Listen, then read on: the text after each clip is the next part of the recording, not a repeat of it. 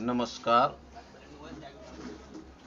मैंने सजियों में नियंत्रण एवं सामंजस्य के पाठ को लगभग सभी खत्म किया हूँ, जैसे संवेदनशीलता, उसके बाद में ब्रेन, उसके बाद में जंतु हार्मोन्स और पादक हार्मोन्स। इन सभी के बारे में मैंने ऑलरेडी आप लोग को बता दिया। आज हम पौधे में होने वाले गति एवं प्रचलन के बारे में जानेंगे, अर्थात plant locomotion and movement. Plant locomotion एवं मूवमेंट जो होती है, उसमें लोकोमोशन जो होती है वो अक्सर मनुष्य में होती है, लेकिन पौधे में नहीं पाया जाता है। पौधा कभी एक जगह से दूसरे जगह नहीं जाती है। हो सकता है, सुना है हमने भी, पौधा भी कोई जाती है, जैसे पाम ट्री एक होती है जो हमारे देश में नहीं पाया जाता, दूसरा देश में पाया जाता है। वो ट्री एक जगह से दूसरे जगह में जाती है, हमने सुना है।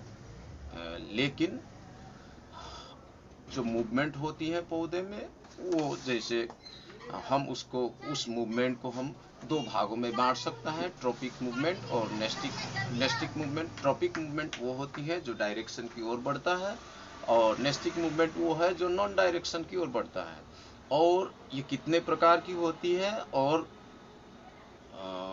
इसके बारे में हम जानेंगे आगे। तो चलिए हम आप लोग को बताएंगे ट्रॉपिक मूवमेंट और नेस्टिक मूवमेंट के बारे में। आज मैं आप लोगों को पादक अर्थात पेड़ पौधे में होने वाले गति और उसके प्रचालन के बारे में बताएंगे। सबसे पहले पौधे में होने वाले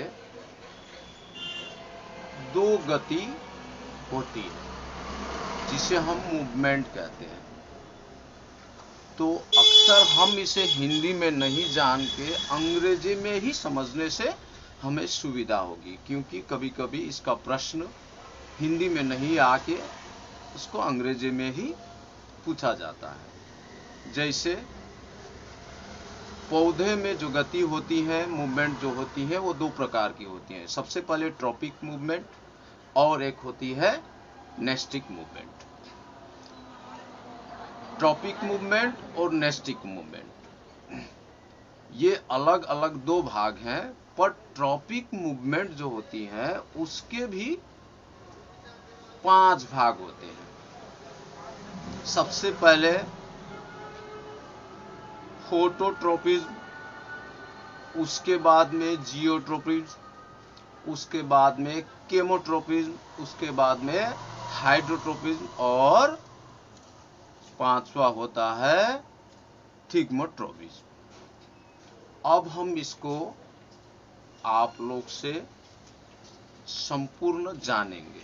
सबसे पहले जो होता है फोटोट्रोपिज्म।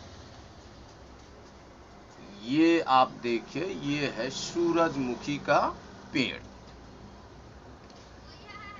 फोटोट्रोपिज्म का मतलब आप लोग समझ गए होंगे, जिधर सूरज की रोशनी पड़ती है पेड़ पौधा उधर ही मुड़ जाता है। अर्थात सूरज की रोशनी की शक्ति से वो पेड़ पौधा जो सूरज की ओर मुड़ जाता है, उसी मूवमेंट को हम फोटोट्रोपिक मूवमेंट कहते हैं। अर्थात ये ट्रॉपिक मूवमेंट का फोटोट्रोपिक मूवमेंट है। फोटोट्रोपिक मूवमेंट जो होता है वो सूरज की दिशा पर, सूरज की रोशनी जिधर से आती है पौधा उधर ही मुड़ जाते हैं, इसे कहते हैं फोटोट्रोपिज्म। ये आपका ट्रॉपिक मूवमेंट के अंदर में आता है। फिर दूसरा आया जियोट्रोपिज्म। जियोट्रोपिज्म वो होता है जो पृथ्वी के गुरुत्वाकर्षण शक्ति जो जमीन के अंदर रहती है, उधर की ओर मूवमेंट करती है। जो पृथ्वी के गुरुत्वाकर्षण शक्ति के कारण जो पृथ्वी के नीचे चला जाता है अर्थात मूवमेंट करता है, उसे जियोट्रोपिज्म कहते हैं। उस मूवमेंट को जियोट्रोपिज्म मूवमेंट कहते हैं। ट्रॉपिक मूवमेंट किसे कहते हैं? किसी भी शक्ति के द्वारा पौधे को उसकी ओर आकर्षित करने वाले शक्ति, वो होता है ट्रॉपिक मूवमेंट। तो ये क्या होता है? ये जो जड़ है ये पृथ्वी के गुरुत्वाकर्षण शक्ति की तरफ बढ़ता है, तो इसे हम क्या कहते हैं? जियोट्रोपिज्म। ठीक है, दूसरा हो गया। अब तीसरा में जाते हैं हम, केमोट्रोपिज्म। केमोट्रोपिज्म जो होती है वो नाम से ही पता चल जाता है कि ये केमिकल के द्वारा होती है। जैसे एक फूल में जो अंडाणु होती है उसमें ओवम होता है, अगर किसी ने उसमें केमिकल छिड़काव किया तो वो क्या हो जाता है? वो केमिकल के द्वारा मूवमेंट करता है, अर्थात केमिकल के द्वारा वो मूवमेंट करता है। ट्रॉपिक मूवमेंट में क्या है? पौधे उसी दिशा में मूवमेंट करती हैं जिधर से उसको खींचता है, अर्थात शक्ति आती है। तो इसमें भी क्या आती है? केमिकल आती है, इसीलिए इसे केमोट्रोपिज्म कहते हैं। ये हो गया आपका 3। अब चौथा में जो है हाइड्रोट्रोपिज्म। हाइड्रोट्रोपिज्म इसका मतलब ही होता है, हाइड्रो मतलब पानी। अब देखिए ये जो नक्शा है उसमें दो चीज दिखाया गया है, एक में खाली सूखा हुआ जमीन और एक में सूखा हुआ जमीन के अंदर में पानी। पानी के ताकत से जो पौधा उसकी ओर मूवमेंट करता है उसे हाइड्रोट्रोपिज्म मूवमेंट कहते हैं। अर्थात ये भी ट्रॉपिक मूवमेंट के अंदर में ही आता है, क्योंकि ये पानी जिधर रहता है उधर ये मूवमेंट करता है। जैसे फोटोट्रोपिज्म में जिधर सूर्य रहता है उधर वो मूवमेंट करता है।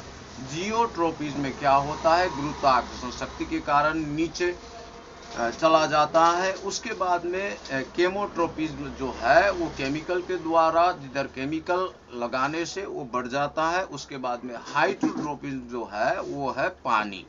पानी जिधर रहता है पौधे का मूवमेंट उधर ही होता है। अब आया उसके बाद में आपका ये होता है, इसको बोलते हैं थिग्मोट्रोपिज। अब थिग्मोट्रोपिज क्या है? ये जो है ये किसी भी दिशा की ओर, किसी भी शक्ति की ओर ये मुड़ता नहीं है। ये क्या होती है? प्रकाश की ओर भी मुड़ता नहीं, केमिकल की ओर भी मुड़ता नहीं, पानी की ओर भी मुड़ता नहीं। ये जो मूवमेंट होता है इसमें पौधे को सहारे की जरूरत पड़ती है। वो जिधर सहारा मिल जाता है ये उधर ही चला जाता है। जैसे हम देखते हैं कुम्हड़ा का पेड़ होता है, लौकी का पेड़ होता है, इसको सेम की पेड़ होती है, इसको सहारे की जरूरत पड़ती है। जो सहारे के बलबूते पर उधर ही गति करती हैं, उधर ही मुड़ जाता है, उसे हम थिग्मोट्रोपिज्म कहते हैं। यहाँ भी शक्ति का प्रयोग तो हुआ, लेकिन सहारा जो देता है वही है उसका शक्ति। अब हमने ट्रॉपिक मूवमेंट के पांचों, फोटोट्रॉपिक मूवमेंट, जियोट्रोपिज्म, केमोट्रोपिज्म, हाइड्रोट्रोपिज्म और थिग्मोट्रोपिज्म के बारे में जान लिया। अब हम नेस्टिक मूवमेंट के बारे में जानेंगे। ये जो नेस्टिक मूवमेंट है ये किसी डायरेक्शन को पकड़ता नहीं है। ये क्या करता है? ये किसी डायरेक्शन को पकड़ता नहीं है, लेकिन ये किसी डायरेक्शन की ओर नहीं जाती हैं। प्रकाश चाहे जिधर से आए, पूरब से आए, पश्चिम से आए, ऊपर से आए, नीचे से आए, किसी चीज का इसमें प्रभाव नहीं पड़ता है। लेकिन इस नेस्टिक मूवमेंट का दो भाग होता है, एक होता है सीजमिनेस्टी और दूसरा होता है निक्टिनेस्टी। ये सीजमिनेस्टी जो होता है वो हम लोगों ने देखा होगा, छुई मुई अर्थात लजंती का जो पौधा होता है उसका जो पत्ती होती है उसे अगर हम टच करें तो वो तुरंत मूवमेंट करके बंद हो जाती है, फिर ये खुलती है, लेकिन इसको जैसे टच किया ये अपने आप बंद हो जाती है। इसे कहते हैं सीजमोनेस्टी मूवमेंट। अर्थात नेस्टिक मूवमेंट में क्या होता है, ये किसी डायरेक्शन की ओर नहीं जाती। हाँ, इसे भी कोई शक्ति की जरूरत होती है। तो शक्ति क्या है, जब हम उसको छूते हैं तो वो अचानक बंद हो जाती है। इसे ही सीजमोनेस्टी मूवमेंट कहते हैं। अब दूसरा आया निक्टिनेस्टी। निक्टिनेस्टी जो मूवमेंट होती है वो देखिए, इसके लिए सूरज की प्रकाश मिलने से भी ये अपना मूवमेंट बदल लेता है। जैसे सूरज के प्रकाश में भी ये बढ़ता है, रात होने से भी ये बढ़ता है। मतलब किसी भी शक्ति की ओर ये बढ़ता नहीं है, ये अपने आप बढ़ जाता है, अर्थात नॉन डायरेक्शन की तरफ। जैसे हमने देखा कि ट्रॉपिक मूवमेंट में डायरेक्शन की जरूरत होती है, जबकि नेस्टिक मूवमेंट में कोई डायरेक्शन की जरूरत नहीं होती है, ये अपने आप बढ़ती है। ये रात को भी ग्रो कर सकती है या दिन को भी ग्रो कर सकती है। इसे क्या कहते हैं, निक्टिनेस्टिक मूवमेंट कहते हैं। अब हमने जान लिया ट्रॉपिक मूवमेंट जो डायरेक्शन की तरफ बढ़ता है और नेस्टिक मूवमेंट जो डायरेक्शन की तरफ नहीं बढ़ता है, वो अपने आप होती है। एक होती है टच मूवमेंट, और टच मूवमेंट अर्थात टच करने से वो मूवमेंट करती है, और दूसरी होती है स्लीपिंग मोड, अर्थात उसको किसी चीज की जरूरत नहीं होती है, वो अपने आप ही मूवमेंट करती है। तो आज हमने यहां तक जान लिया। अब फिर हम आपको दूसरे वीडियो में दिखाई देंगे।